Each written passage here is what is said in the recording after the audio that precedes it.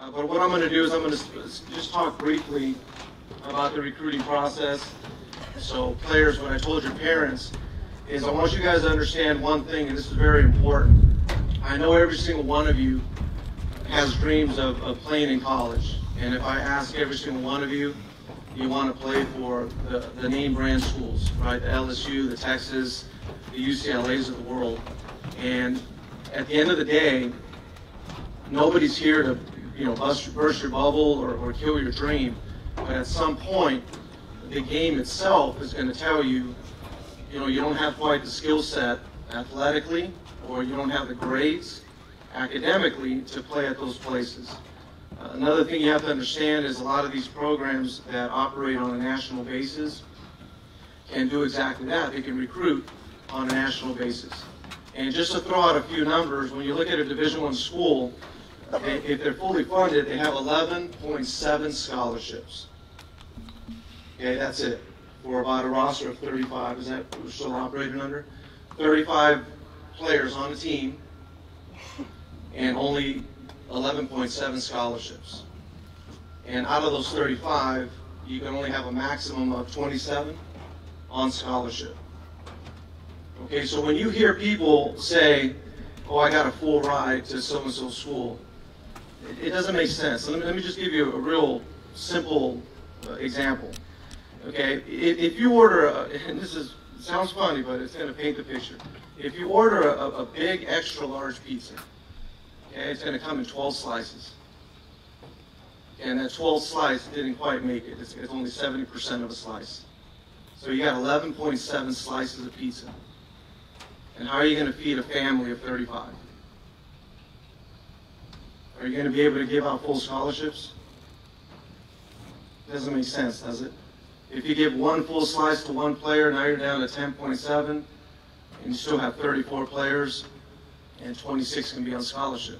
So that's why you hear players receiving 25%, which, by the way, that's the minimum scholarship that you can give out at Division I, is 25%. So you hear players get 25%, somebody gets 40%, somebody gets 50%. Frontline pitching, Friday, Saturday night pitching usually gets 60% and higher, and things of that nature. And then you have players that have to pay their way. Okay, so you're taking up a roster spot, let's say positions or roster spots 28 to 35, those guys are not on scholarship. Okay, and that's okay. Right, because scholarships are renewable every single year. Don't think that because you get a scholarship coming out of high school, it's good for 4 years. It's good for that year. And if you perform as a freshman or a junior college transfer, whatever you are, your scholarship can stay the same. It can increase, it can decrease, or guess what? It could be taken away. And it could be taken away for many different reasons. Coaches won't necessarily tell you this, but you may not have performed the way they expected you to perform. And so they're going to use those dollars for somebody else that did perform on the team, or somebody else that's coming in, or you didn't perform academically, and therefore you're not deserving of that scholarship.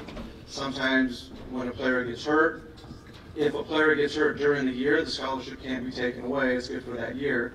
But by the end of the year, let's say in June when scholarships are renewed, that scholarship can come and go.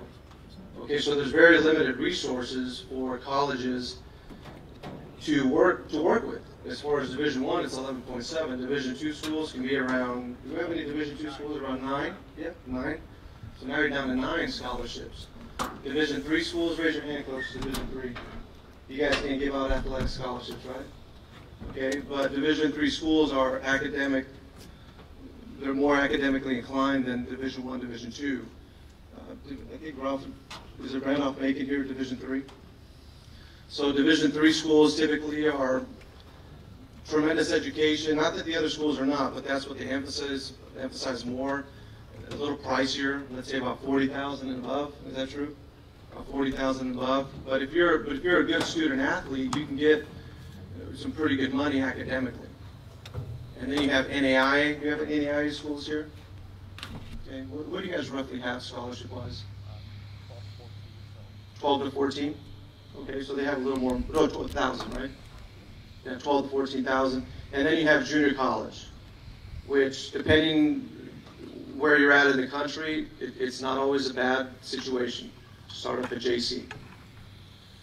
In fact, the numbers just across the board, I'm not saying this particular group, but most players have to start off at junior college. They're either lacking baseball skills at that time, they're not a qualifier NCAA-wise, mom and dad can't afford to send you off to college quite yet, or they just don't want to take out, huge loans. Mentally, you're not there yet. Emotionally, you're not mature. Mom and dad don't want you to leave yet. There's all kinds of situations that you have to start off at junior college, and it's not a bad deal. Regardless, there's many different levels: Division I, II, III, NAIA, and junior college. So as I told your parents, from the day that you were born, they had plans of sending you to college. So that's the goal. If you play baseball in college, that's just extra. Okay, that's icing on the cake.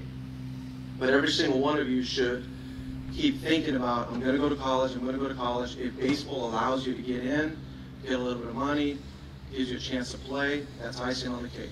So if any school, shows you, some interest, some love, a little respect, and they offer you money regardless of the level, you need to listen. Because I've seen a lot of players, they go, I don't know, I'm not going to go play for so-and-so school. They're out in the middle of wherever. And players blow them off. Okay, just because these coaches are coaching at a certain level, that doesn't mean that they played at that level. A lot of these coaches have tremendous backgrounds.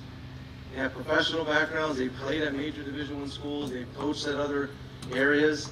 They're at these levels for many different reasons. Okay, it doesn't, and I bring that up because the player always, for some reason, looks at a certain level and go, well, that must not be very good baseball. It is. Every single level is very good baseball.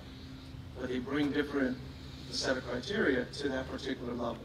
So don't blow anybody off, especially when they have money in their hand, because you guys don't worry about that. You don't worry about the money part. Your parents do.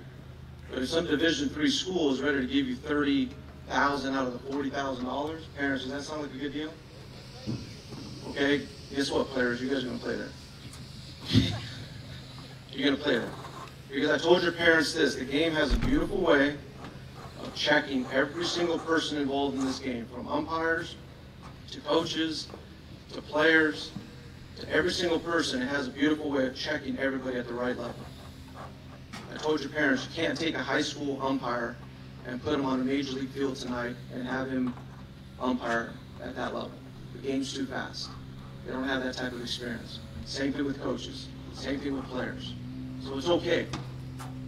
As you go through the process of tournaments and showcasing and things of that, you're doing the right thing. You're getting in front of the coaches. But, I'm not saying to sit back, but you also have to be proactive, which you have been today. But keep going out, and when the game starts shuffling you this way, hey, looks like Division II is a little better route. Looks like Division III, NAIA, JC, or maybe Division I does pop up. And then be all ears. All right? They know exactly what works, number 1 in their program, number 2 in their conference, number 3 at that level. They understand the makeup, academically, athletically, just work ethic, all kinds of things. They know what works for them. So as these guys are watching, you guys have to keep that in mind. You just have to keep doing what you're doing. Don't try to be someone that you're not. It's like batting practice, right? I mentioned some of you guys. If you're a bottom of the order, singles, off-field type hitter, that's who you are. Stay inside the ball and stay short to the ball. Don't start pulling and trying to hit home runs thinking that that's what we want to see. There's many different needs, right? There's many different needs and many different philosophies of playing the game. Some programs are more pitching and defense oriented. Some programs are more, it's all about offense. Some more, it's about team offense, team at bats. Whatever you put on the internet stays on the internet. The delete button doesn't work.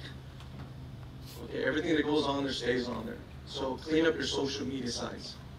If you think us as coaches that have grinded out for years and put in the time and put in the effort and all those things, been in the trenches, and this is what we do for a living. If you think we're gonna, when we start hearing a little rumor, if you don't think we're not gonna exhaust that and pursue, okay, where there's smoke, there's fire. Let's see if this is true. I've had players that I've liked, had a little clue, go on their Facebook, go on this and that, you know, see pictures of a bong. I'm being real right now. A bong because you guys think it's funny, this and that. I'm like, I don't want that guy in my program. Are you kidding me? Why do I want that? I'm not stupid. We know that happens. But can you at least be a little smart about it?